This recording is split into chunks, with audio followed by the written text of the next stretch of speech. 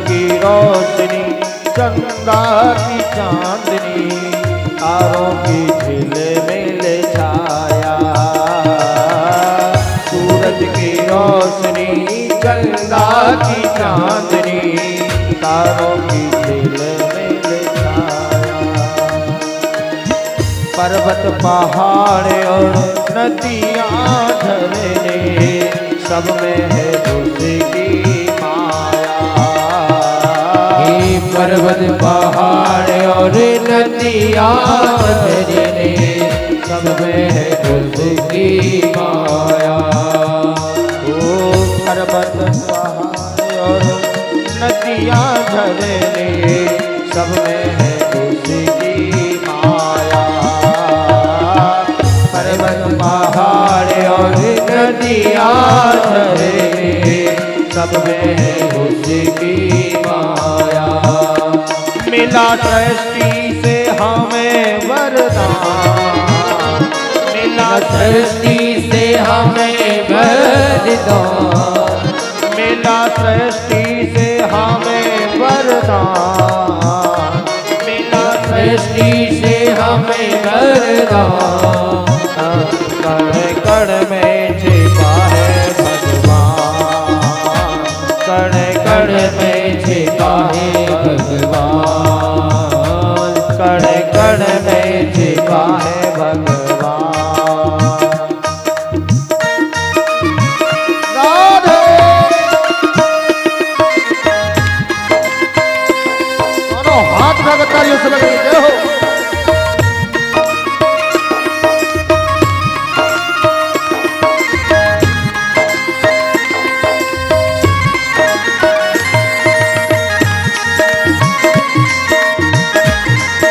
हो।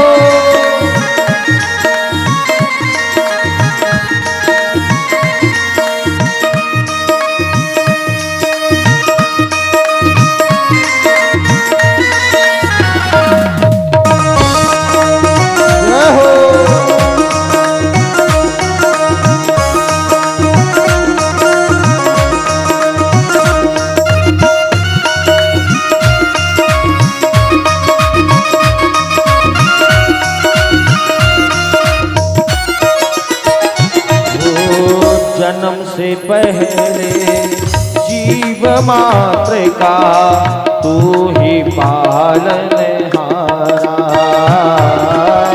जन्म से पहले मात्र का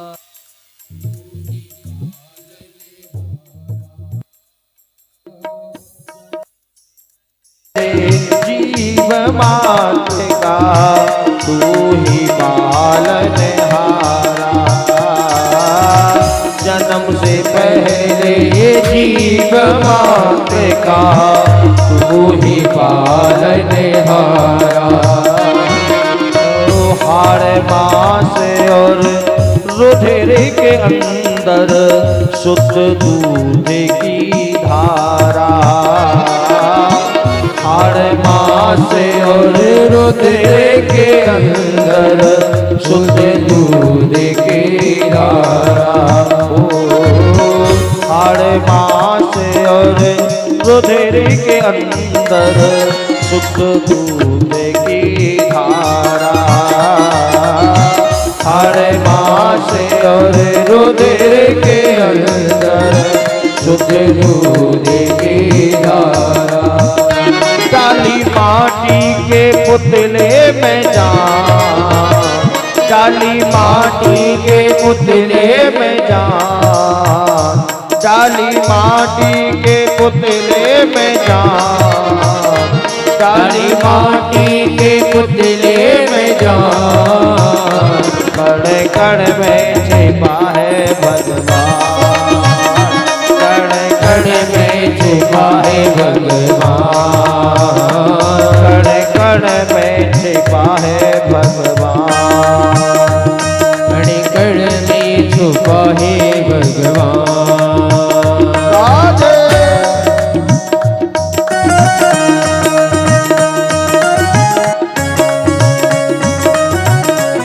जय हो।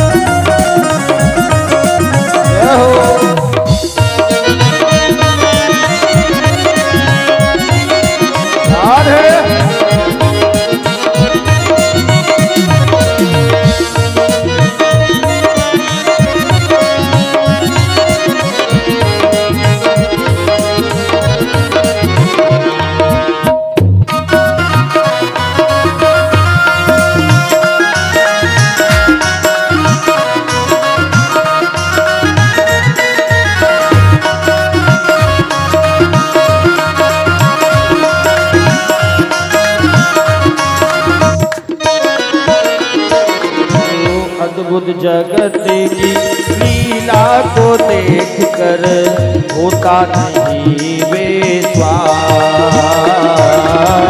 अद्भुत जगत की लीला को देख कर होता नहीं विश्वास। अद्भुत जगत की लीला को देख कर होता नहीं है विश्वास। बिन आधार ये धरती खड़ी बिना खम्भ खड़ा आकाश। बिन आधार ये धरती खड़ी बिना खम्भ खड़ा आकाश। कैसी लीला प्रभु की महान, कैसी लीला प्रभु की महान, कैसी लीला प्रभु की महान, कैसी लीला प्रभु की महान। कण कण में छिपा है भगवान, कण कण में छुपा है भगवान। कण कण में छिपा है भगवान, कण कण में छुपा है भगवान। कण कण में छिपा है भगवान। पहचान सके तो पहचान, पहचान सके तो पहचान, पहचान सके तो पहचान, पहचान सके तो पहचान। कण कण में छिपा है भगवान, कण कण में छिपा है भगवान, कण कण में छिपा है भगवान, कण कण में छिपा है भगवान, कण कण में छिपा है भगवान, कण कण में छिपा है भगवान। बोले भागवत महापुराण की जय हो। वृंदावन बिहारी लाल की जय हो। एक बार सभी प्रेम से बोलेंगे राधे राधे। अब जरा जोर से बोलिए राधे राधे।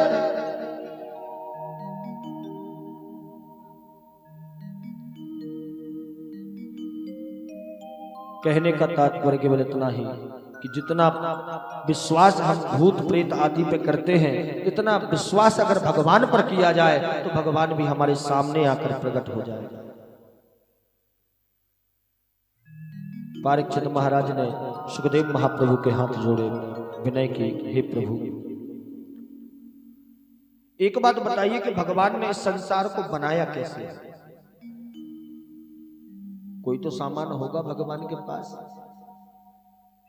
जिससे उनने इस संसार की रचना की।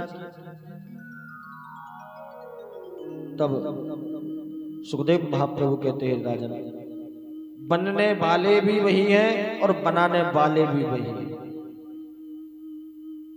हमारी जो आत्मा है वह हमें ईश्वर के द्वारा प्रदत्त है, इसीलिए कहा गया ईश्वर अंश जीव अविनाशी।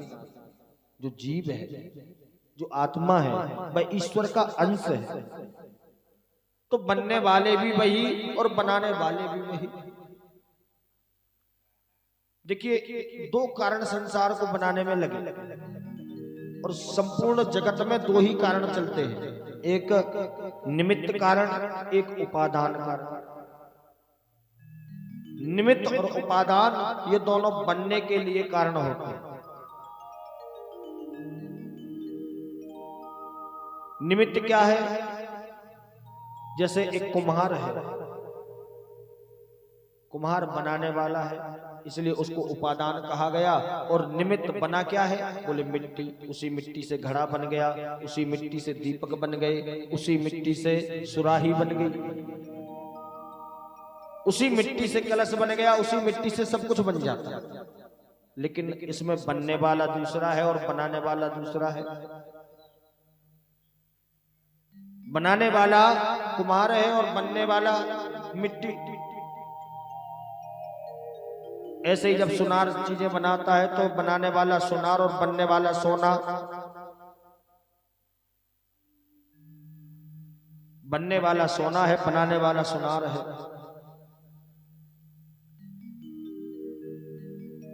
लेकिन भगवान बनने वाले भी स्वयं है और बनाने वाले भी स्वयं है। इसीलिए संपूर्ण जगत में सिया राम है। सिया राम मैं सब जग जानी, करहु प्रणाम जोर जुग पानी। स्वयं बनाने वाले हैं, स्वयं बनने वाले हैं। सुखदेव महाप्रभु कहते हैं, राजन पदार्थों से, योग्यता से, गुणों से भगवान कभी प्रभावित नहीं होते। वो न जाने कौन से गुण पर रीझ जाते हैं, कौन सा गुण उनको पसंद आ जाता है। इसीलिए भगवान ने सबसे पहले ब्रह्मा को प्रकट किया। सृष्टि का जब आरंभ हुआ तो सबसे पहले भगवान की नाभि कमल से ब्रह्मा जी का प्राकट्य हुआ। ब्रह्मा जी चारों दिशाओं में देखना चाहते थे, इसीलिए उनके चार मुख हो गए। चारों तरफ देखना चाहते थे तो चार मुख बन गए। पश्चात में शिव महापुराण की कथा है, भगवान भोलेनाथ ने ब्रह्मा जी का एक शीश काट दिया था। उसके बाद उनके 3 मुख हो गए थे। स्टार्टिंग में, प्रारंभ में सबसे पहले 4 मुख थे। चतुर्मुखी ब्रह्मा। ब्रह्मा जी ने देखा चारों तरफ जल ही जल नजर आया, कुछ दिखा नहीं। तब कमल की नाल को पकड़ करके नीचे गए तो नीचे भी छोड़ नहीं मिला, वापस ऊपर आकर अपने कमल पर बैठ गए। ब्रह्मा जी को 2 अक्षर सुनाई दिए, तप। हे ब्रह्मा जी तपस्या कीजिए, तप करिए। ब्रह्मा जी ने तपस्या करना प्रारंभ की और तपस्या करते करते जब उन्होंने हजारों वर्ष व्यतीत हो गए, तब प्रभु नारायण ने दर्शन दिए और दर्शन देकर के ब्रह्मा जी से कहा कि हे ब्रह्मा जी, अब मैथुन सृष्टि का प्रारंभ करें।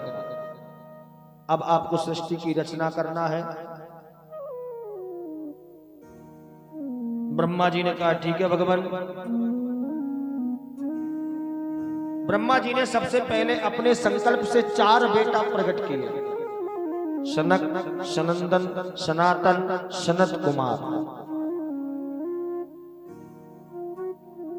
ये चारों बेटा उन्होंने संकल्प से बनाए। चारों बेटाओं से कहा कि भैया एक काम करो, अब मैथुन सृष्टि प्रारंभ करो। उन्होंने हाथ जोड़ लिए, बोले महाराज हम तो आए थे भगवान का भजन करने, भगवान का भजन ही करेंगे, हम चक्कर में नहीं फंसते। ब्रह्मा जी को क्रोध आ गया। क्रोध में आकर उन्होंने श्राप दिया कि तुम लोग कभी बड़े नहीं हो गए, इसीलिए आज भी ये चारों कुमार ही हैं। 5-5 वर्ष की अवस्था है। बद्री विशालापुरी में आज भी जाकर चारों ऋषि कुमार, ब्रह्मा जी के बेटा सनक, सनंदन, सनातन, सनत कुमार, ये जाकर भगवान बद्रीनाथ का पूजन करते हैं, सेवा करते हैं।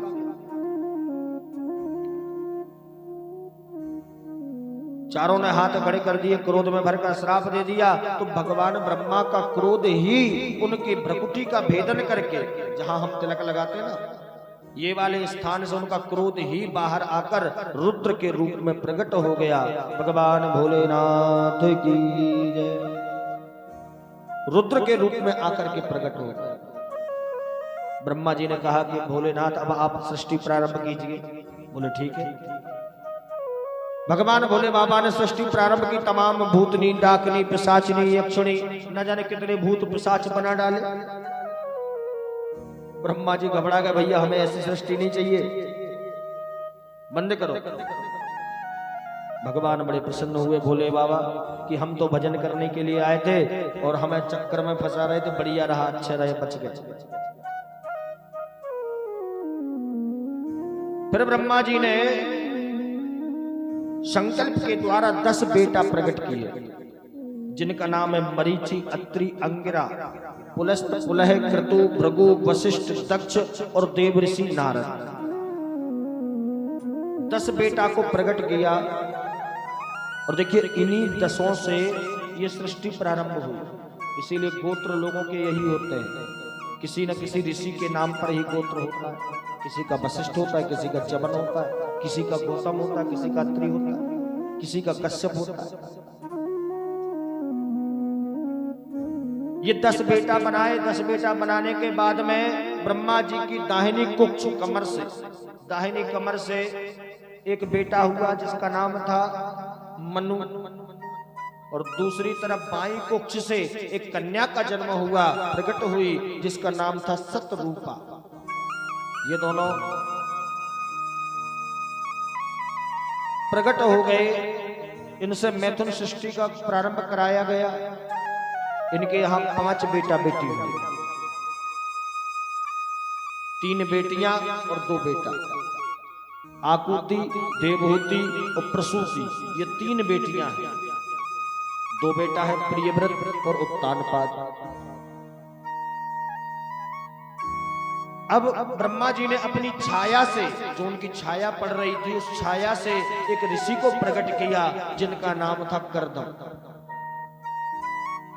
कर्दम जी प्रकट हुए, भगवान की तपस्या में लीन हो गए। गोविंद ने आके दर्शन दिए, दर्शन देकर आशीर्वाद दिया, वचन दिया, भैया तुम्हें विवाह करना पड़ेगा। बोले महाराज भगवान हम चक्कर में नहीं फंसते। बोले मेरी आज्ञा है। बोले तो एक शर्त पे विवाह कर सकते हैं, तुमको हमारे घर बेटा बन के आना पड़ेगा। बोले ठीक है, हम तुम्हारे घर बेटा बन के आएंगे।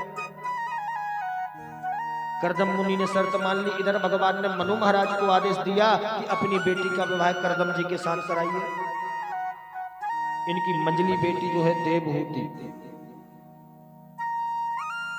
देवहूति का विवाह कर्दम जी के साथ हुआ।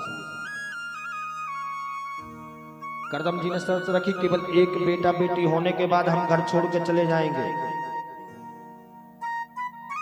घर त्याग देंगे हम एक के बाद। बोले ठीक है, हमें स्वीकार है। विवाह संपन्न हो गया। मंजली बेटी है मनु महाराज की देवहूति। विवाह होने के बाद बड़े प्रेम से रहते हैं। और देखिए जैसे ही कर्दम मुनि अपने घर पहुंच के वापस पहुंचे आश्रम में, वहां जाके तपस्या लग गई। कुछ समय प्रेम से रहे, फिर तपस्या में लीन हो गए, तो हजारों वर्ष व्यतीत हो गए। हजारों वर्ष निकल गए। हजारों वर्ष बाद जब इनकी तपस्या टूटी, आंखें खोली तो देखा सामने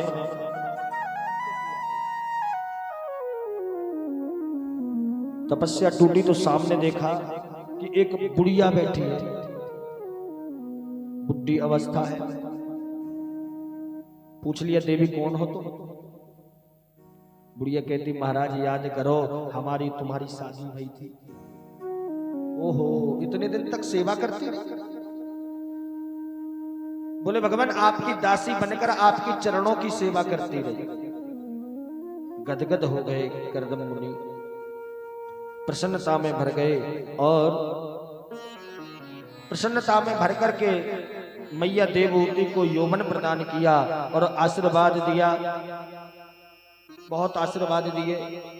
वहां पर उन्होंने अपने संकल्प से कर्दम मुनि ने एक विमान की रचना करी। ये सबसे पहला विमान है सृष्टि का, जिसका नाम था कामक।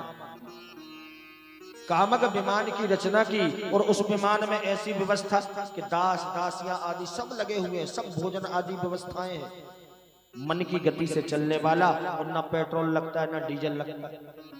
बोलो राधे राधे। सब सुख सुविधाएं उसके अंदर।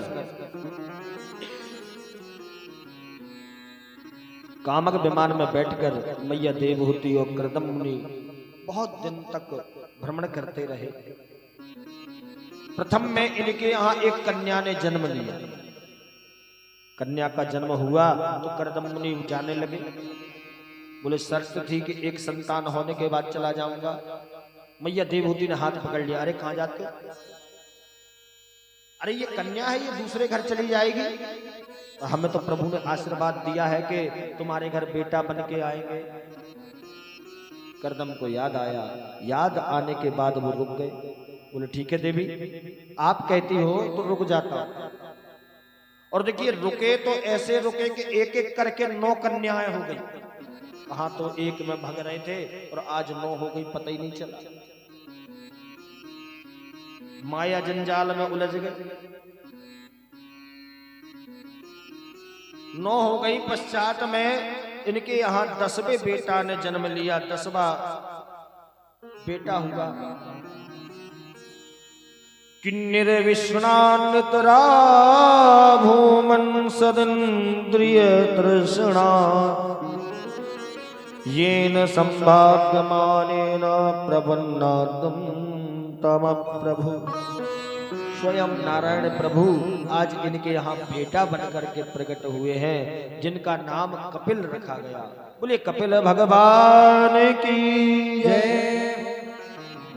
कपिल के रूप में आए और जब भगवान का प्राकट्य हो गया तब इनके घर ब्रह्मा जी दर्शन करने आए। ब्रह्मा जी अपने 10 बेटाओं को साथ लेना चाहते थे। नारद जी बचपन से घुमक्कड़ कहीं घूमने निकल गए। नारद जी साथ में नहीं तो 9 बेटा को साथ में लेकर इनके घर आए। और जब आए भगवान का स्वागत वंदन किया, पूजन किया। पश्चात में जाने लगे तो कर्दम मुनि ने हाथ पकड़ लिया ब्रह्मा जी का। बोले महाराज मेरी एक इच्छा है। क्या? कहते आपके यहाँ 9 बेटा और हमारे घर 9 कन्या, तो एक काम करते हम दोनों समधी हो जाते। बोले सुबह से शीघ्रम, बहुत अच्छी बात है, ना हमें कहीं भटकना पड़ेगा ना तुम्हें कहीं ढूंढना पड़ेगा। ठीक है। तो कर्दम मुनि की 9 कन्याओं का विवाह ब्रह्मा जी के 9 बेटा के साथ हुआ। इनमें सबसे बड़ी कर्दम जी की जो बेटी है उसका नाम है कला देवी। कला देवी जिनका विवाह मरीचि मुनि के साथ हुआ। दूसरी बेटी जिनका नाम है अनुसुईया। अनुसुईया का विवाह अत्रि मुनि के साथ हुआ। ये वही अनुसुईया है जिन्होंने ब्रह्मा विष्णु महेश को पालने में डाल दिया था। अत्रि मुनि के साथ विवाह कराया गया। श्रद्धा नाम की जो कन्या है उनका विवाह अंगिरा के साथ हुआ। हबिरभू की नाम की जो कन्या है वो पुलस्त्य ऋषि को विवाही गई। गति नाम की कन्या का विवाह कुलय ऋषि के साथ हुआ। क्रिया का विवाह क्रतु के साथ किया गया। ख्याति नाम की जो कन्या है उनका विवाह भृगु ऋषि के साथ हुआ। और अरुंधति नाम की जो कन्या है उनका विवाह वशिष्ठ जी के साथ हुआ। शांति नाम की जो कन्या है उनका विवाह अथर्वा ऋषि के साथ हुआ। ये वही अथर्वा ऋषि हैं जिन्होंने जाके दशरथ जी के यहाँ पुत्रेष्टि यज्ञ कराया था। यज्ञ संपन्न कराने वाले अथर्वा ऋषि ही थे। कर्दम जी ने अब अपनी पत्नी से बोला देखो देवी बेटियां भी ससुराल चली गई, बेटा भी हो गया, अब हम जा रहे, अब हम रुकने वाले नहीं। जब ऐसा कहा तो अब की बार देवहूति ने भी नहीं रोका, जाने दिया। कर्दम जी तपस्या करने वन में प्रवेश कर गए और तपस्या में लीन हो गए। इधर मैया देवहूति बड़ी उदास रहती है। जिस आंगन में 9 बेटियों की किलकारियां गूंज रही हो, आज वो बेटियां अपने घर चली गई, उस मां के हृदय पर क्या बीत रही होगी। बेटा छोटा सा है, उदास रहती है। एक दिन अपने बेटा कपिल से कहा बेटा मैं जानती हूं कि तू भगवान, मुझे पता है कि तू नारायण का अवतार है।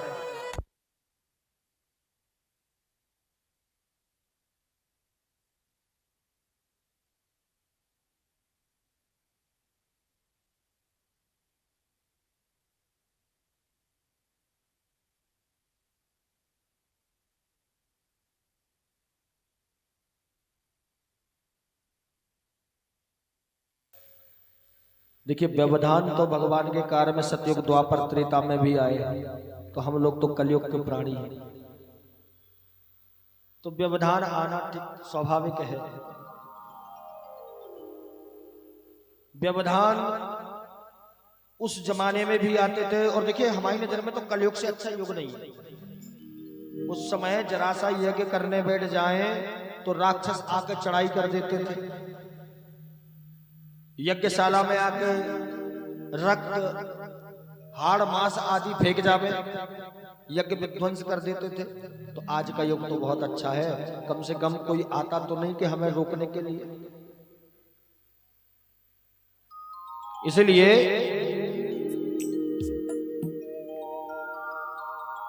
कम से कम आज कोई रोकता तो नहीं है।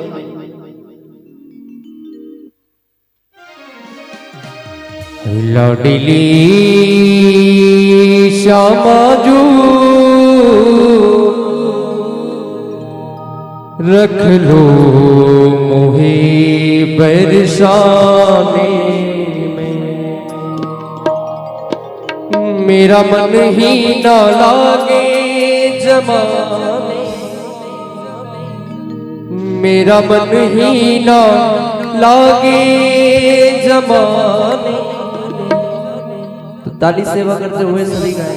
लाडली श्यामाजू रख लो मोहे बरसाने में, लाडली श्यामाजू रख लो मुझे बरसाने में, लाडली श्यामाजू रख लो मोहे बरसाने में,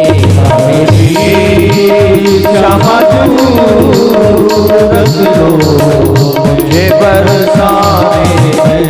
मेरा मन ही ना, मेरा मन ही ना लागे जमाने में, मेरा मन ही ना लागे जमाने में, मेरा मन ही ना लागे जमाने में, मेरा मन ही ना लागे जमाने में।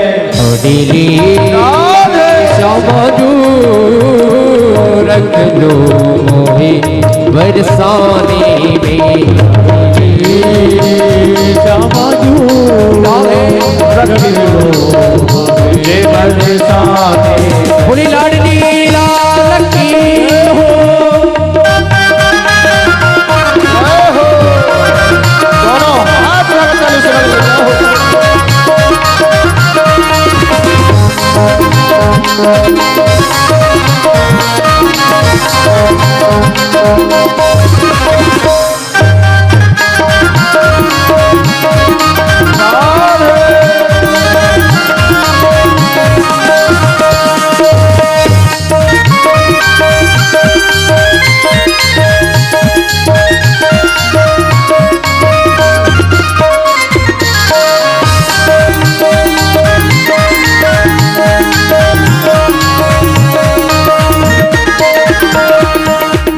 उसे है विशाल मेरी धीमी है चाल, पत है विशाल तेरी टेढ़ी है चाल, पत है विशाल मेरी धीमी है चाल, पत है विशाल मेरी धीमी है चाल, पत है विशाल मेरी धीमी है चाल, पत है विशाल मेरी धीमी है चाल, पत है विशाल मेरी धीमी है चाल, मेरे पत है विशाल मेरी धीमी है चाल, पत है विशाल मेरी धीमी है चाल, पत है विशाल मेरी धीमी है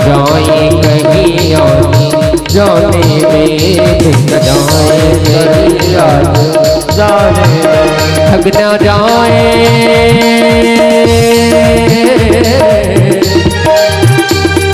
न जाए कहीं आने जाने में, थक न जाए कहीं आने जाने में, थक न जाए, थक न जाए कहीं आने जाने में, थक न जाए कहीं आने जाने में, थक न जाए कहीं आने जाने में, थक न जाए कहीं आने जाने में।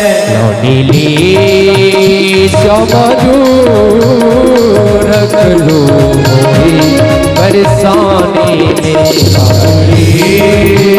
श्यामाजू रख लो मुझे बरसाने में, श्यामाजू रख रख लो मोहे बरसाने में। श्यामा जो रख लो मुझे बरसाने में। मेरा मन ही न लागे जमाने में। मेरा मन ही न लागे जमाने में।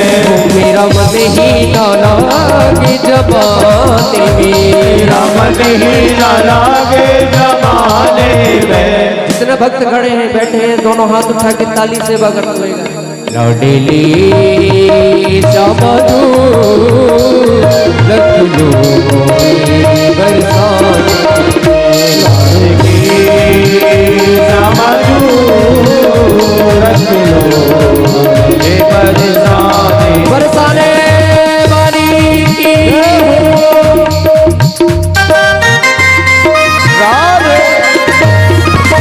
दोनों हाथ जोड़कर इस समझ लीजिए हो।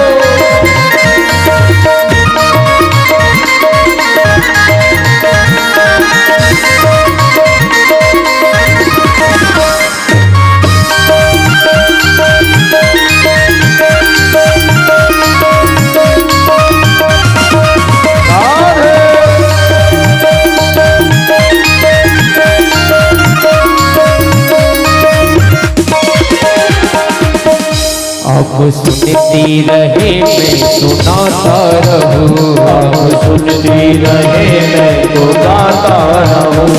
आप सुनती रहे मैं सुनाता रहूं। आप सुनती रहे मैं तो गाता रहूं। आप रूठी रहे मैं मनाता रहूं। आप रूठी रहे मैं मनाता रहूं। आप रूठी रहे मैं मनाता रहूं। आप रूठी रहे मैं मनाता रहूं। अच्छी गुजरेगी अच्छी गुजरेगी सुनने सुनाने में। अच्छी गुजरेगी सुनने सुनाने में। अच्छी गुजरेगी सुनने सुनाने में। अच्छी गुजरेगी सुनने सुनाने में। लाडली समझो रख लो मोहे बरसाने में। लाडली समझो रख लो मुझे बरसाने में। मेरा मन ही न लागे जमाने में। मेरा मन ही न लागे जमाने में। मेरा मन ही न लागे जमाने में। मेरा मन ही न लागे जमाने में। डेली समझो रख लो मुझे बरसाने में। लाडली समझो रख लो मुझे बरसाने में।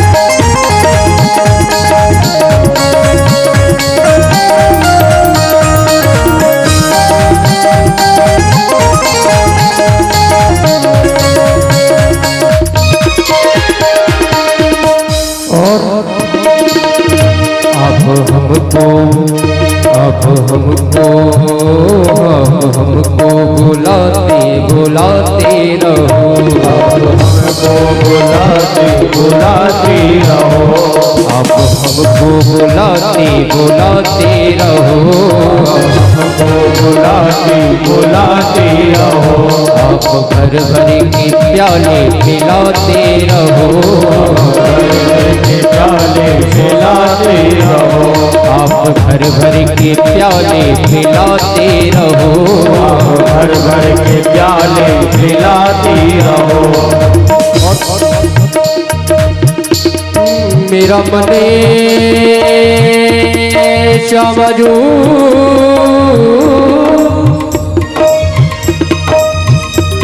मेरा मने न लागे जमाने में, मेरा मने न लागे जमाने में। तो जितने भक्त बैठे हैं दोनों हाथ से उठा के ताली से बगरना। अरे लौटेली समझू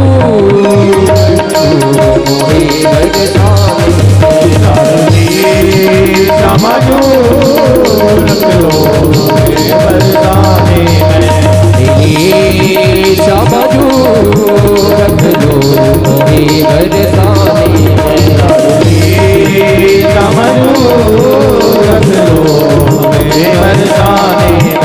मेरा मन ही न लागे जमाने में, मेरा मन ही न लागे जमाने में, मेरा मन ही न लागे जमाने में, मेरा मन ही न लागे जमाने में। दिली रख लो मोहे बरसाने में, समझो रख लो मुझे बरसाने में, दिली समझू रख लो मोहे बरसाने में, समझो रख लो मुझे बरसाने में, रख लो मोहे बरसाने में, रख लो मुझे बरसाने में। समझू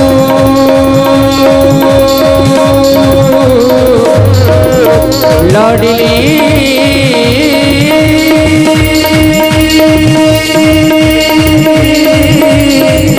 समझू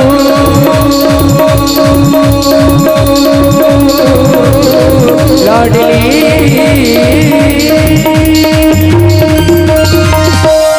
लाडली लाल की बरसाने वाली। एक बार सभी प्रेम से बोलेंगे राधे राधे।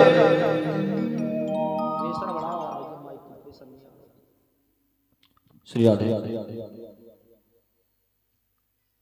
आज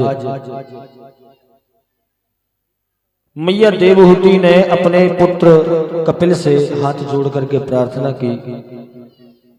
प्रार्थना करती हैं, हे प्रभु, मैंने पहले मनु महाराज के यहाँ जन्म लिया जो कि चक्रवर्ती सम्राट थे। उनके यहाँ अनेक अनेक सुखों को भोगा, संपूर्ण सुख वैभव वहां पर उपस्थित थे। तुम्हारे पिता के घर आई तो इन्होंने कामक विमान की रचना की।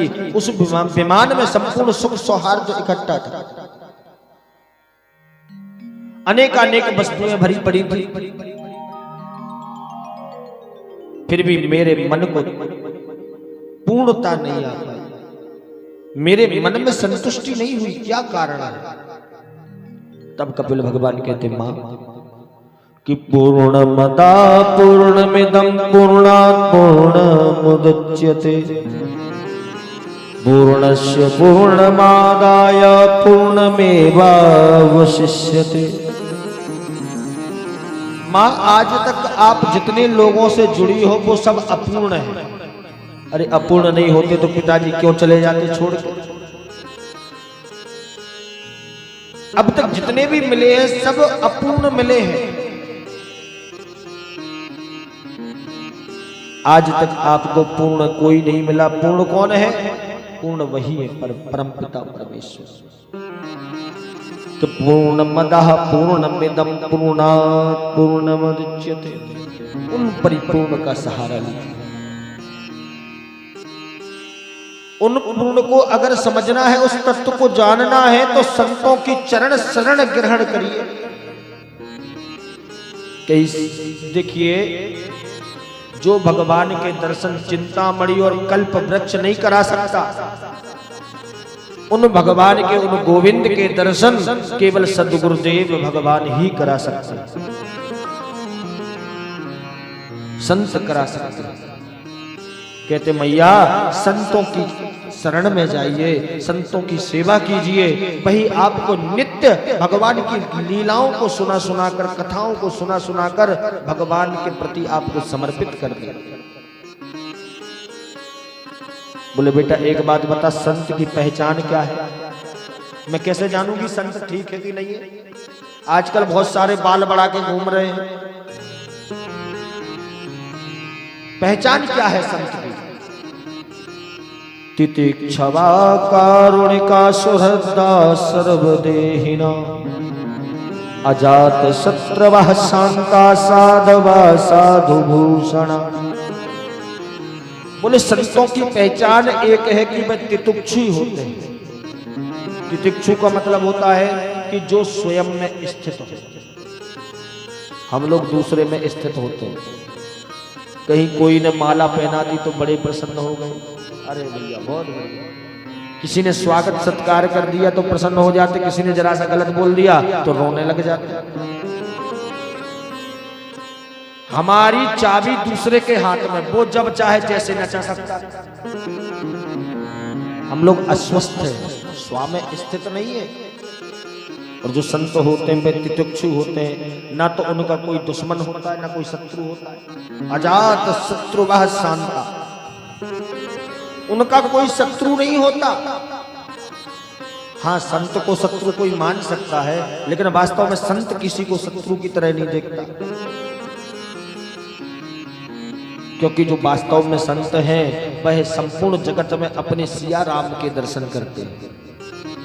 सिया राम मैं सब जग जानी, करहु प्रणाम जोर जुग पाती।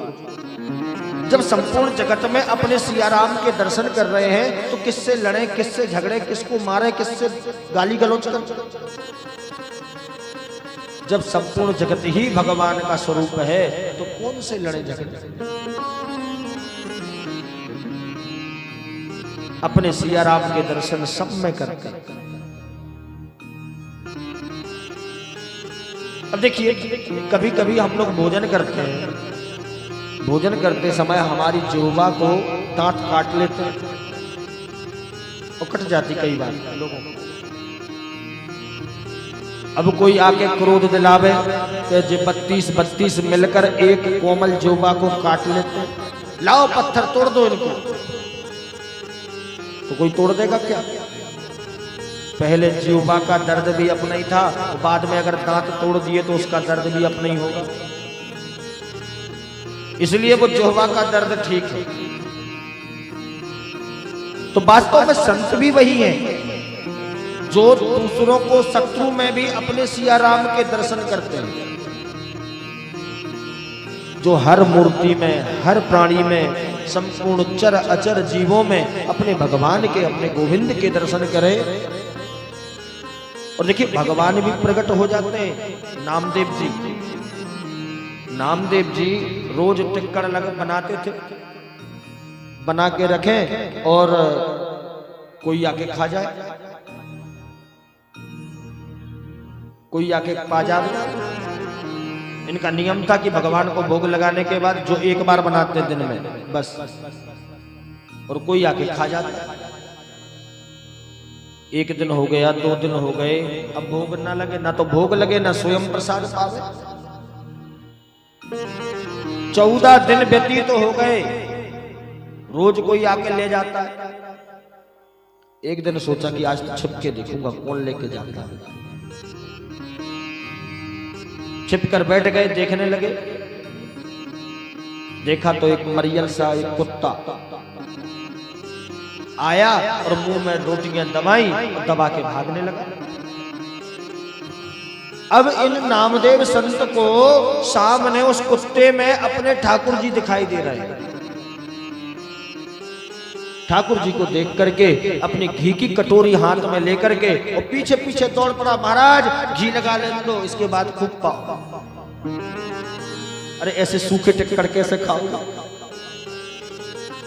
कटोरी को लेकर पीछे पीछे दौड़ पड़ा और आखिरकार भगवान को उस कुत्ते में से प्रकट होना पड़ा था। नामदेव जी को दर्शन दिया। तो जो अपने सिया राम के दर्शन संपूर्ण जगत में करता है, भगवान के रूप में देखता है, तो उसको संपूर्ण जगत में भगवान के ही दर्शन होते हैं। तो वास्तव में संत वही है। बाल बढ़ाने से संत नहीं होता। अगर बाल बढ़ाने से कोई संत हो जाता तो आज जितने रीछ भालू हैं, जितने बड़े बड़े बाल वाले जानवर हैं, ये सब स्वर्ग में बैठे होते। गरुड़ पुराण में लिखा हुआ है साफ साफ शब्दों में कि अगर राख लगाने से कोई संत हो जाता तो कुत्ता रोज राख में लोट मारता है, वो संत कहलाता। कोई कहे कि नग्न अवस्था में रहकर के संत बन जाते, तो नग्न जो जानवर है, जीव जंतु, ये नग्न रहते, ये सब संत माने जाते। संत का तो मुख्य कारण है कि जो संपूर्ण जगत में अपने सिया राम के दर्शन करे, जो संपूर्ण जगत में अपने प्रभु को देखे, वास्तव में वही संत है। निज प्रभु मैं देखे ही जगत, कहीं सन करहि विरोध। संपूर्ण जगत में अपने सिया राम के दर्शन करते, प्रभु के दर्शन करते हैं। और देखिए भगवान भी इतना दुर्लभ तत्व नहीं है वो। अरे हमारे यहाँ तो ऐसे ऐसे संत हुए जिनके साथ भगवान रात में खाना खाने खेलने आते थे उनके पास। भक्तमाल की एक बड़ी सुंदर कथा है। जगन्नाथपुरी में एक संत रहे जिनका नाम था माधवदास जी। माधवदास जी बड़े महात्मा थे, सुंदर स्वभाव के थे। कन्हैया रोज उनके पास मिलने आते थे। रोज आवे, साथ में बैठे, खाए पिए, गप्पे मारे, मस्ती मजाक करे और चले जाए। नित्य का काम था, एक दिन का नहीं, नित्य का। और ये सत्य घटना है। एक दिन की बात है कि गोविंद इनके यहाँ पधारे। गोविंद आए तो मुंह लटका हुआ था। माधवदास जी पूछ उठे, भैया क्या बात है, आज तेरा मुंह काय लटका? कन्हैया कहते हैं बाबा जी बहुत दिन हो गए चोरी नहीं करी। कहते हैं ना चोर चोरी से जाए, हेरा फेरी से ना जाए। बोलो राधे राधे। बोले बचपन की आदत है चोरी करने की, तो ऐसे तो बहुत पकवान मिलते हैं भोजन करने, लेकिन चोरी नहीं की। बोले तो चोरी में क्या है, कर लो कहीं भी जाके। बोले ऐसे कैसे कर लो? ब्रज में तो हमारे बहुत सारे साथी थे, बहुत सारे साथी थे, हम लोग साथ मिलकर के चोरी करते थे, और आप कह रहे कर लो। बोले यहाँ पे तो साथी कोई है ही नहीं, केवल आप ही हो। तो माधवदास जी का दिक्कत तो का भैया मैं चोरी करूं? अरे काम बुजुर्ग आदमी, बूढ़ा आदमी, कहाँ तू चोरी करने ले जाएगा? बोले नहीं, चोरी करना पड़ेगी साथ। सखा बने हो तो सखा धर्म निभाना पड़ेगा। बोले ठीक है, कहाँ करेंगे चोरी? अब व्यवस्था तो बना करे चोरी की। बोले मैंने सुना है कि राजा के यहाँ बाग में बड़े सुंदर सुंदर अखरोट लगे हैं। सब्जी बनती क्या कहलाता है?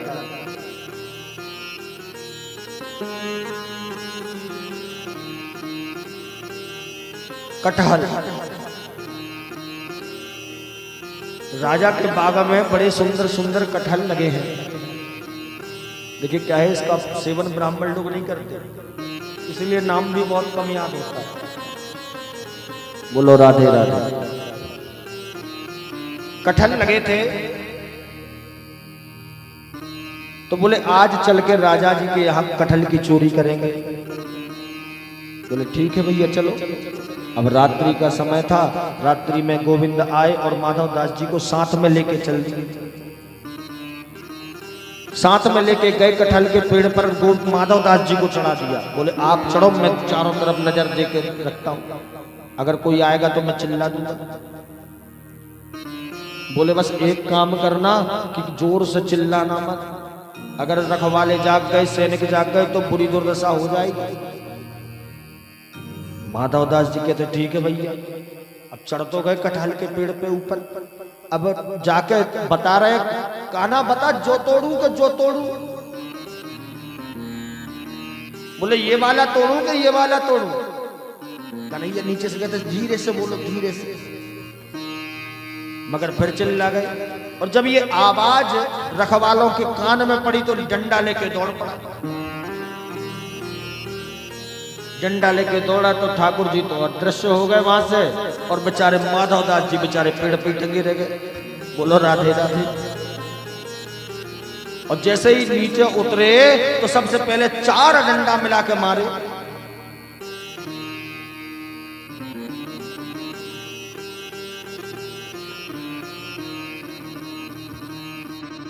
चार डंडे मारे और 4 डंडे मार के उनको उस वृक्ष से बांध दिया। रात भर बेचारे बंधे रहे कटहल के वृक्ष से। प्रातः काल सैनिकों ने उनको हाथ पांव बांध के राजा के सामने पेश किया। बोले महाराज ये चोर है, रात में कटहल की चोरी कर रहा था। और जब राजा ने गौर से देखा तो देख के तुरंत दौड़े, सिंहासन से उतर के भाग के आए। अरे महाराज ऐसी क्या जरूरत पड़ गई थी कटहल की जो तुम्हें चोरी करना पड़ी? कटहल की चोरी क्यों करी? तुम हमें आदेश कर देते तो हम पूरा बगीचा भिजवा देते। महान संत थे उस समय। बोले राजन का बताएं, हमें तो चोरी की जरूरत नहीं थी, लेकिन वो कन्हैया आता है और वो कहता चोरी करेंगे तो राजा जी के बाग में। उसको तुम्हारे बाग के कटहल अच्छे लग रहे थे। जब राजा ने ये बात सुनी तो तुरंत ही राजा ने अपने मुनीम को बुलवाया और वो बगीचा जगन्नाथ मंदिर के नाम करा दिया। आज भी वो बगीचा राजा का जगन्नाथपुरी के मंदिर के नाम है, और उसी बगीचे के फल जाकर के पुरी में भोग लगते, प्रसाद लगते हैं। ये सत्य कथा है। तो कहने का मतलब यह है कि संत जो वास्तविक हैं वो संपूर्ण जगत में अपने सिया राम के दर्शन करते हैं, और प्रभु उनके साथ आकर के खाते हैं, खेलते हैं, बैठते हैं, जागते हैं। बारंबार भगवान का चिंतन करा करके अपनी जो बुद्धि है, अपना जो चित्त है, वो प्रभु के चरणों में संत लगा देते हैं। सतां प्रसंगान मम वीर्य संवेदो भवन्ति हृत्कर्ण रसायन कथा तज्जोषणादाश्वपवर्गवर्तमनि श्रद्धा रतिर्भवति रतो क्रमिष्यति। भगवान की कथाओं को सुना सुना करके, भगवान के चरित्रों को बता बता करके आपका चित्त उन प्रभु के चरणों में लगा देंगे। ये संतों की महिमा है। मैया देवहूति कहती है बेटा एक बात बता, जब चित्त भगवान में लग जाएगा उसका फायदा क्या होगा? कहते हम उस तत्व को समझ जाएंगे। तत्व क्या है? देखिए तत्व 3 प्रकार के बताएगा कि ब्रह्मेति परमात्मेति भगवानिति सत्यते। कहते ब्रह्म कहो, परमात्मा कहो, भगवान कहो, तीनों वास्तव में एक ही है। शब्द संज्ञा अलग अलग है, लेकिन देखिए व्यवहार की दृष्टि से इनमें भेद होता है। क्या? जो ब्रह्म होता है वह निर्गुण निराकार होता है। उसमें ना तो कोई गुण होता है, ना ही कोई उसका आकार होता है। जो ब्रह्म का चिंतन करते हैं उनको मूर्ति की आवश्यकता नहीं होती, कोई आकार की, कोई वस्तु की, कोई सामान की आवश्यकता नहीं होती। ब्रह्म का स्वरूप निर्गुण निराकार। दूसरा स्वरूप बताया परमात्मा। परमात्मा है क्या?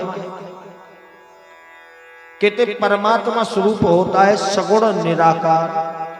इनके अंदर गुण होता है लेकिन आकार इनका भी नहीं, लेकिन इनके अंदर गुण आ जाता है। तीसरा स्वरूप बताया भगवान। भगवान क्या है? बोले सगुण और साकार। इनके अंदर गुण भी है और इनका स्वरूप भी है। एक उदाहरण से समझिए, ये लाइट, बिजली, जब ये आज से 100-200 साल पहले बिजली जब बनी नहीं थी, इसका आविष्कार नहीं हुआ था, तब भी ये सत्ता में थी, प्रकृति में तो विद्यमान थी। देखिए बिजली तो उस जमाने से चमक रही है, सतयुग त्रेता युग से, तो बिजली की सत्ता तो थी, लेकिन हम ना उसको जानते थे ना पहचानते थे।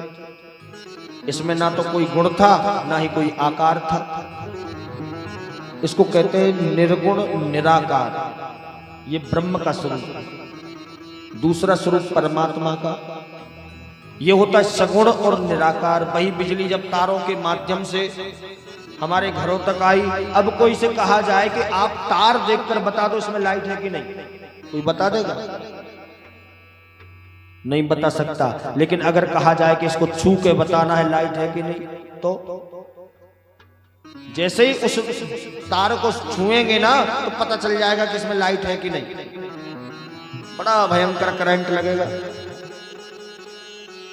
तो इसके अंदर गुण है लेकिन आकार नहीं है जो दिखाई दे जाए, ये कहलाता है सगुण निराकार स्वरूप। ये परमात्मा का स्वरूप है। तीसरा स्वरूप भगवान, वही लाइट जब आई, आकर लाइट से जुड़ गई, अब हमें दिखने भी लगी, इसका आकार भी हो गया, इसका काम भी होने लगा, ये प्रकाश देने लगी। वही विद्युत एक पंखा से जोड़ दी तो उसने पंखे में लाइट दिखने लगी चलते हुए, और वही लाइट को देखकर, पंखा को देखकर हम बता सकते हैं कि लाइट है कि नहीं। और वही पंखा जब चलता है तो हवा देने लगता है, इसलिए उसको कहते हैं सगुण साकार स्वरूप। ये तीसरा स्वरूप है, ये भगवान कहे जाते हैं। तो चाहे ब्रह्म का हो, चाहे परमात्मा का हो, चाहे भगवान का हो, ये सप्त संज्ञा है, वास्तव में है तीनों एक ही। वही लाइट थी, पहले भी थी, टरबाइन घुमाए तार में आ गई, तार से आके के अपने यंत्रों में जुड़ गई। तो वही पहले ब्रह्म थे, फिर परमात्मा हुए, बाद में सगुण साकार राम श्याम के रूप में हमारे सामने हैं। आज हमें दिखाई भी देते हैं, और अगर उनके पास जाकर सच्ची श्रद्धा से कुछ मांगा जाए तो वो मिल भी जाता है। इसीलिए सगुण साकार कहे जाते हैं। ब्रह्मेति परमात्मेति भगवान इति शब्दति। चाहे ब्रह्म कहो, चाहे परमात्मा कहो, चाहे भगवान कहो, वास्तव में शब्द संज्ञा है। कपिल भगवान ने अपनी मां को बहुत सुंदर उपदेश दिया, मैया संतों की चरण शरण ग्रहण करिए। आज मैया देवहूति बड़ी प्रसन्न हो गई, गदगद हो गई, प्रभु को प्रणाम करके आश्रम से बाहर वन में जाकर के भगवान का स्मरण करने लगी। प्रभु का स्मरण करते हुए अपने प्राणों को त्यागा। इधर भगवान कपिल देव ने जब देखा कि मैया वन में चली गई तो तुरंत ही अपना पदार्पण कर दिया और आश्रम छोड़ करके गंगा सागर में जाके विराजमान हो गए। बोले कपिल भगवान की जय। आज भी हम गंगा सागर में जाते हैं कपिल भगवान के दर्शन करने। कपिल भगवान आज भी गंगा सागर में विराजमान है। यहां से भागवत का चतुर्थ स्कंद प्रारंभ होता है। चतुर्थ स्कंद में विसर्ग का निरूपण किया गया, विसर्ग का निरूपण बताया गया है। पश्चात में ये मंजली बेटी का चरित्र आपने सुना। इनकी बड़ी बेटी है आकुति, छोटी बेटी है प्रसूति। आकुति का विवाह रुचि प्रजापति के साथ हुआ और प्रसूति का विवाह दक्ष प्रजापति के साथ हुआ। दक्ष प्रजापति के यहाँ 16 कन्याओं ने जन्म लिया। 16 कन्याएं इनके यहाँ हुई और 16 कन्याओं में 13 कन्याएं धर्म के साथ ब्याई गई। 13 कन्याओं का विवाह धर्म के साथ हुआ। और धर्म की जो 6वें नंबर की पत्नी है जिनका नाम है मूर्ति, उन्हीं मूर्ति के द्वारा भगवान नर नारायण का प्राकट्य हुआ। जो आज बद्रीनाथ धाम में विराजमान है। बोले नर नारायण भगवान की, ये भी भगवान के अवतार है। जो छठवीं पत्नी है मूर्ति, उनके द्वारा नर नारायण का प्राकट्य हुआ, बद्रीनाथ धाम में जाके विराजे हैं। पश्चात में 14वीं जो कन्या है, 13 तो धर्म को ब्याही गई, 14वीं कन्या जिसका नाम स्वाहा, ये अग्निदेव को समर्पित की गई, अग्निदेव के साथ विवाह हुआ। 15वीं जो कन्या है, इनका विवाह मरुद गणों के साथ हुआ। और 16वीं जो सबसे छोटी कन्या है, उसका नाम सती, ये भगवान भोलेनाथ के यहां ब्याही गई। भोलेनाथ के साथ इनका विवाह हुआ, जिन्होंने बाद में अपने पिताजी के यहां जाकर अपनी देह को भस्म कर दिया था। और पश्चात में सुखदेव महाप्रभु राजा परीक्षित को सुनाते हैं, राजा इनके 2 बेटा भी हैं, जिनका नाम है प्रियव्रत और उत्तानपाद। देखिए, उत्तानपाद नाम के जो राजा है, इनकी बड़ी पत्नी का नाम सुनीति। एक बार ये दूसरे राज्य में घूमने भ्रमण करने के लिए गए, उस राजा की कन्या इनको पसंद आ गई, उसको साथ लेकर आ गए विवाह करके। और घर में जैसे ही प्रवेश करना चाहा, तो बड़ी रानी थाल सजाकर आरती करने हेतु द्वार पर आई। और जैसे ही सामने दूसरी रानी को देखा, तो तुरंत ही उस सुरुचि ने सुनीति को देखकर कहा कि महाराज ये कौन है? बोले ये बड़ी रानी है, ये हमारी पहली पत्नी है। बोले तो महाराज या तो ये घर में रहेगी या हम घर में रहेंगे। अगर ये घर में है तो मैं नहीं रह सकती। उस सुरुचि के कहने के कारण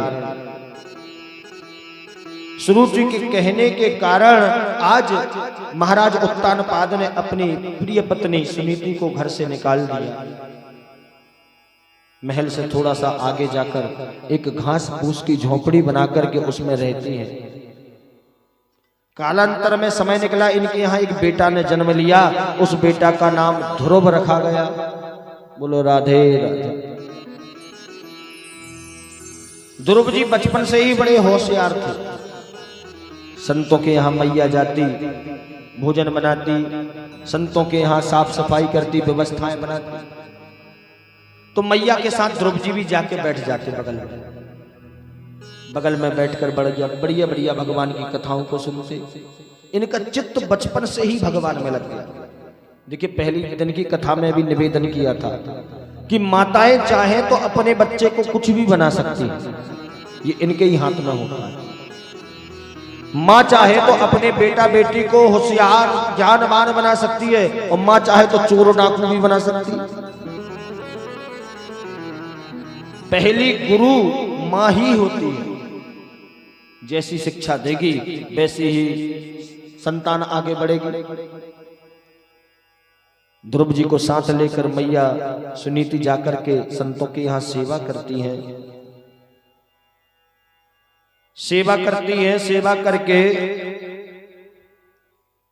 बड़ा नित्य प्रति ऋषियों को रिझाती हैं। एक दिन संत बड़े प्रसन्न हुए, बोले देवी कुछ वरदान मांग ले, तुझे क्या चाहिए? सुनीति मांगती है कि प्रभु अगर वरदान देना चाहते हो तो एक ही वरदान दो कि एकदा सुरुचे पुत्र मेकं आरोप्यलालयन्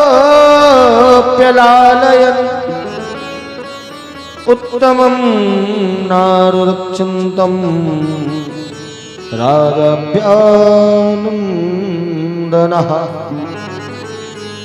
प्रभु अगर कुछ देना चाहते हो तो मेरी जो छोटी बहन है सुरुचि, उसके यहाँ आज तक संतान नहीं हुई, बहुत साल हो गए, तो महाराज उसके यहाँ बेटा हो जाए। आशीर्वाद मांगते। देखिए, वास्तव में हर स्त्री के अंदर 2 स्वरूप होते हैं, एक सुनीति का, एक सुरुचि का। जब तक वो अपने नियम से चलेगी तो वो सुनीति कहलाएगी, जो नीति पर चलने वाली है। और जहां पर देवी जी की रुचि प्रारंभ भई तो समझ लो घर को बंटा ढार प्रारंभ हो गया। और उसी लिए उसका एक नाम सुरुचि। सु माने स्वयं और रुचि माने अपनी इच्छा से चलने वाले। जो अपनी इच्छा से चले उसको सुरुचि कहा गया। सुनीति कहती मैया हे ऋषिवर, मेरी जो बहन है उसके यहाँ कोई बेटा नहीं है, मुझे आशीर्वाद दो उसके यहाँ बेटा हो जाए। धन्य है सुनीति मैया, जिसके कारण से महल छोड़ना पड़ा, पर्ण कुटी में जाकर के निवास बनाना पड़ा, आज उसी के हित की बात सोचती। जो वास्तव में अच्छे लोग हैं वो सपने में भी कभी किसी का अहित नहीं सोचते। और देखिए, जो किसी का अहित का विचार ना करे उसका कभी अहित हो ही नहीं सकता। समय निकला, इनके यहाँ एक बेटा ने जन्म लिया, छोटी रानी के यहाँ, सुरुचि के यहाँ, जिसका नाम उत्तम रखा गया। ध्रुव जी की अवस्था 3.5 वर्ष की हुई। 3.5 वर्ष की अवस्था में अपनी मैया से प्रश्न करते, मैया एक बात बता कि मेरे पिताजी कहाँ है, कौन है? कहती है बेटा, जो सामने महल दिख रहा है ना, ये तेरे पिता का है। इस महल के राजा तेरे पिता है। जब ये बात कही तो ध्रुव जी नन्हे नन्हे कदमों से धीरे धीरे चलते चलते एक दिन महल में पहुंच गए। पिताजी छोटे बेटा को, जो छोटी रानी का बेटा है सुरुचि का, उसको गोद में लेकर लाड़ दुलार कर रहे थे। उत्तानपाद एक जंगा पर उसको बिठाला, ध्रुव जी गए तो दूसरी जंगा में ध्रुव जी को बिठा लिया, बैठा लिया। और जब सुरुचि ने देखा ध्रुव जी गोद में बैठे हैं तो दौड़ी दौड़ी भागी भागी गई और हाथ झटक करके नीचे पटक दी, खींच ली कि बालोसी बतनात्माना मन्य स्त्री गर्भ संभृतम नूनम वेद वमन्यस्य दुर्लभे पे मनोरथ।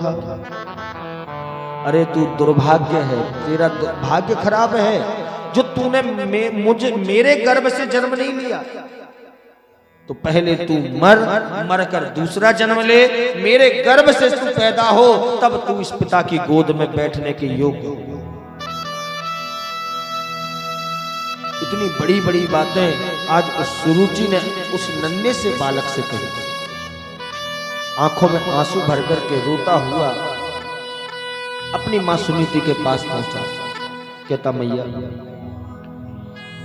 कि मां मंगलम तात परे सुतम मुस्त भुंक्ते जनो यत् पर दुख दस्त्रजा सत्यम सुरुच्या विहितम भवान में यदु दुर्भगाया उदरे गृहीता। मां, आज सुरुचि छोटी मैया मुझसे कहती है तू दुर्भाग्य है। यदु दुर्भगाया उदरे गृहीत्वा, अगर तेरा जन्म मेरे उदर से होता तो तू भाग्यशाली माना जाता। सुरुचि ने मैया ऐसा कहा, मेरा मन तो ऐसा हो रहा था, इतना बोल पाए। मैया सुनीति ने मुंह पे हाथ रख दिया, बेटा गंदी बात, वो तेरी छोटी माँ है, उसके विरुद्ध कोई गलत शब्द नहीं बोलना। मैया आज मुझे पिताजी की गोद में से उस माँ ने उतार दिया, खींच लिया। सुनीति समझाती, बेटा अरे इन पिता जो मरने जीने वाले पिता, इनकी गोद में क्यों बैठना चाहता है? अगर तुझे बैठना ही है तो उस जगत पिता की गोद में बैठ। उस 3.5 वर्ष की अवस्था के बालक को मैया सुनीति बड़ा समझाती हैं।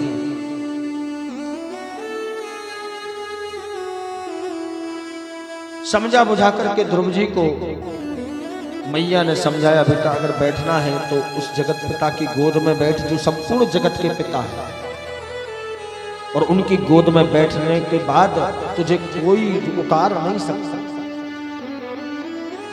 माँ की बात सुन करके आज वो छोटा सा बालक, नन्हा सा बालक अपने घर से वन की ओर प्रस्थान कर जब रास्ते में जाने लगा, जाते जाते देव ऋषि नारद जी उसके समक्ष आए। लेकिन नारद जी सब देख रहे थे दूर से खड़े खड़े। जब भक्ति प्रबल देखी तो आके सामने खड़े हो गए। और देखिए, जब किसी को शिष्य बनाया जाता था पहले के समय में, तो शिष्य को भी टटोला जाता था। ऐसा नहीं कि इसकी भक्ति खराब हो या गलत कार्य करता हो।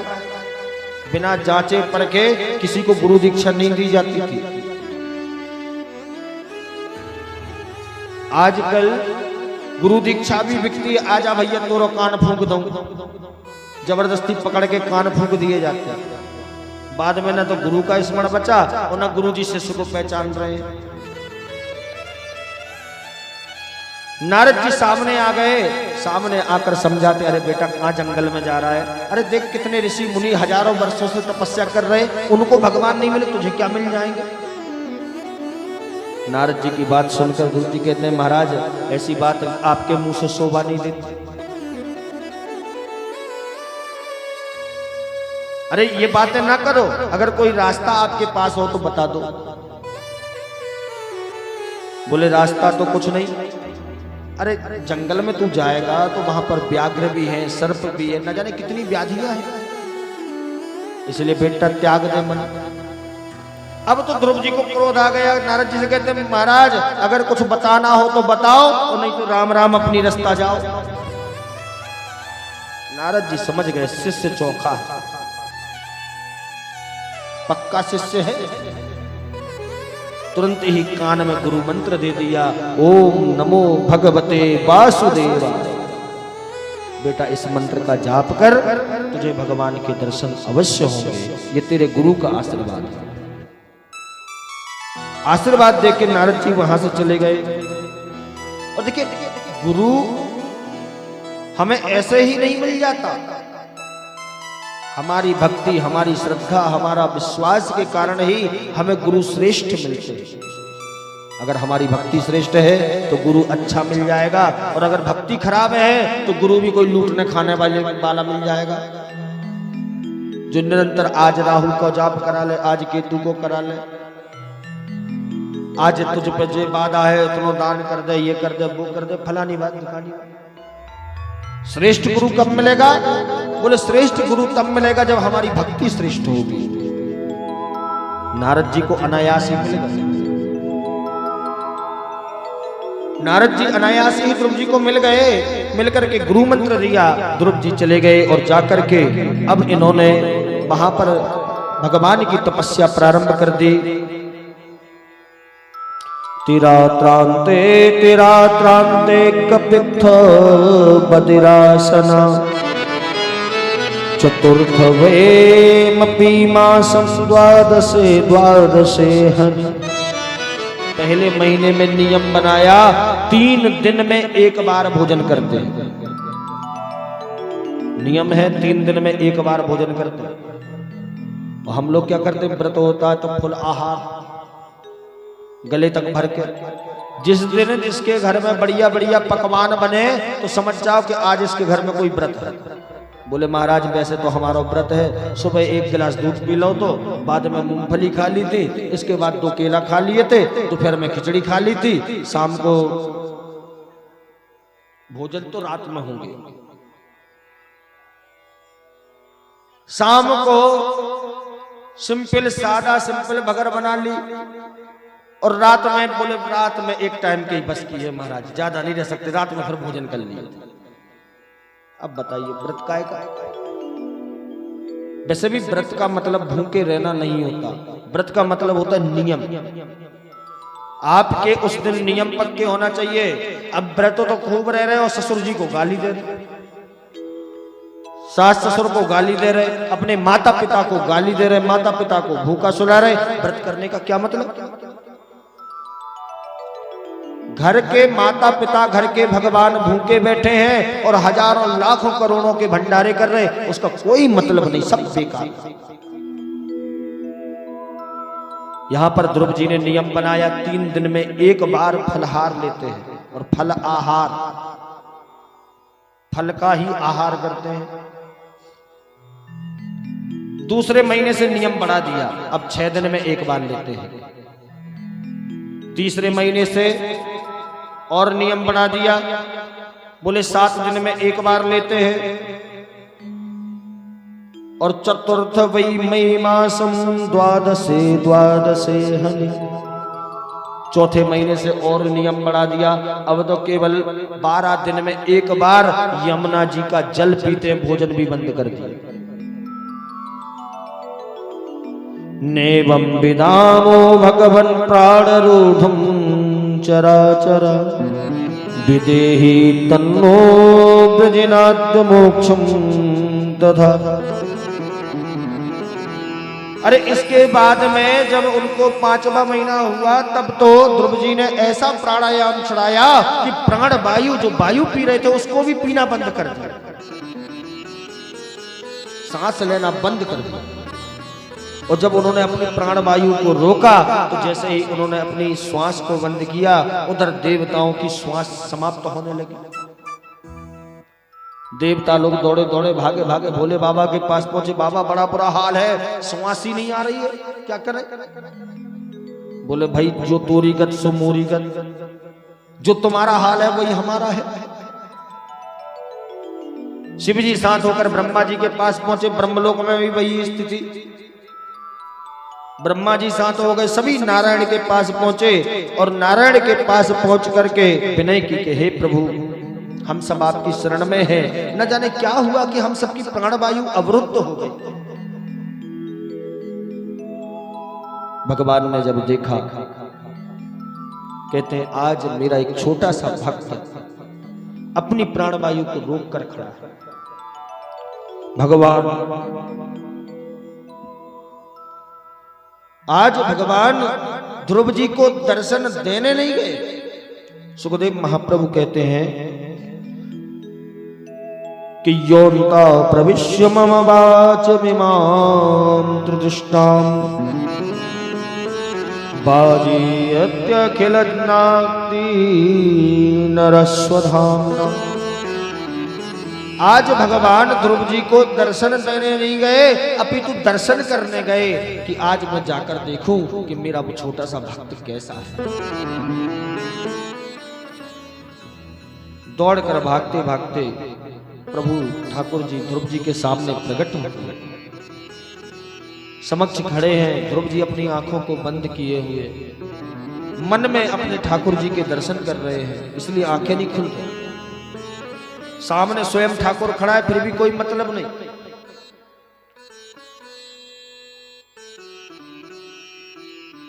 जब भगवान ने हृदयंगम, जो हृदय में छवि बनी है प्रभु की, उस छवि को धूमिल किया, तब ध्रुव जी ने पटपटा के आंखें खोल दी। और जैसे ही आंखें खोली तो जो छवि हृदय में थी आज वही छवि सामने खड़ी। दर्शन किए, भाव विभोर हो गए। दोनों एक दूसरे को देख रहे हैं, कुछ बोल नहीं रहे, किसी को कुछ बताते नहीं, कुछ कहते नहीं।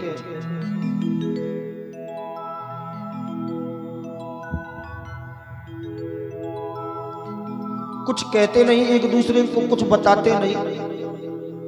ध्रुव जी विचार कर रहे हैं, मैया ने, गुरु जी ने सब तो समझाया कि भगवान को कैसे प्रकट करना है, लेकिन एक बात नहीं बताई कि भगवान आ जाए तो क्या करना है। क्या करना? छोटा सा बालक कुछ जानता तो है नहीं। जिस बालक की अवस्था 4.5 वर्ष की है, सामने ठाकुर जी को देख करके कुछ कर नहीं पाता, कुछ समझ नहीं पा रहा, क्या करे। जब भगवान ने स्थिति देखी तो तुरंत ही भगवान ने अपना दिव्य पांचजन्य शंख आज ध्रुव जी के कपोल से स्पर्श करा दिया, गाल से लगा दिया।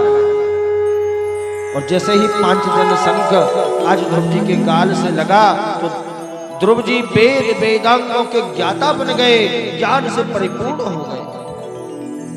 भगवान की स्तुति गाई ध्रुव जी ने, हे प्रभु मेरी सोई हुई वाणी को आपने जगा दिया, मेरे अंदर जो अंधकार पड़ा था उस अंधकार को मिटा दिया। हे प्रभु आपके चरणों में बारंबार प्रणाम है। प्रभु ने बड़ा लाड़ दुलार किया ध्रुव जी को, अपनी गोद में बिठाला, गोद में बिठा करके लाड़ दुलार करते हैं। पश्चात में ध्रुव जी को आशीर्वाद देकर गए कि 10,000 वर्ष तक तुम्हें यहाँ पर राज्य करना है। इसके पश्चात तेरे लिए मैंने अलग से एक लोक की रचना की। बोलो राधे। ये होता है भक्ति का सामर्थ्य। ध्रुव जी के लिए प्रभु ने अलग से एक लोक ही बना दिया, जिसको कहते हैं ध्रुव लोक। और देखिए, हम सबका जब विवाह होता है ना, तो साक्षी ध्रुव जी ही होते हैं। विवाह में सिर टकराया जाता, साक्षी बनाया जाता किसको? ध्रुव जी को, क्योंकि इनकी ही अटल सिंहासन है जो कभी इधर उधर नहीं होती। ध्रुव जी महाराज भगवान के दर्शन करके लौट के घर पर आए। घर पर जैसे ही आए तो सबसे पहले वही सुरुचि मैया थाल सजाकर खड़ी है। ध्रुव जी की आरती उतारी, प्रेम किया, लाड़ दुलार किया। पश्चात में 10,000 वर्षों तक ध्रुव जी ने राज्य किया।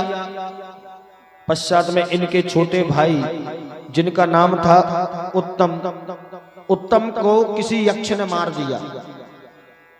ध्रुव जी ने क्रोध में आकर अनेक अनेक यक्षों को मार दिया, बहुत सारे यक्षों को मारा। तब इनके दादाजी मनु महाराज ने सामने आकर के इनको रोका। जो भगवान के भक्त होते उनका ये कर्म नहीं, इनको समझाया। तब जाकर के इन्होंने युद्ध को रोका, और रोकने के पश्चात में 10,000 वर्ष पर्यंत इनका मृत्यु का समय आया तो मृत्युदेव सामने आकर खड़े हो गए। ध्रुव जी महाराज से कहते हैं, महाराज चलिए, अब हमारे साथ चलना पड़ेगा आपको। इनकी बातें हो ही रही थी, इतने में भगवान के दिव्य पार्षदगण विमान लेकर पधारे। तो मृत्यु के सिर पर पैर रख करके ध्रुव जी महाराज उस विमान में बैठे। मृत्यु मूर्धनि पदम दत्वा आरुरोध्य भूतम ग्रहम्। मृत्यु की मूर्धनि पर सिर पर पैर रख करके विमान में विराजे, विमान में बैठे। पार्षदगण विमान को बढ़ाने लगे आगे, तो ध्रुव जी ने रोका, भैया रुकिए, मेरी मैया पीछे थी। पार्षदगण कहते हैं, अरे ध्रुव जी, जिसका तुम्हारे जैसा बेटा हो, ऐसी मां भला कैसे पीछे रह सकती है? आगे देखो, एक विमान और जा रहा है, उसमें तुम्हारी मैया सुनीति जा रही है। बोलो वृंदावन बिहारी लाल की, भागवत महापुराण की जय।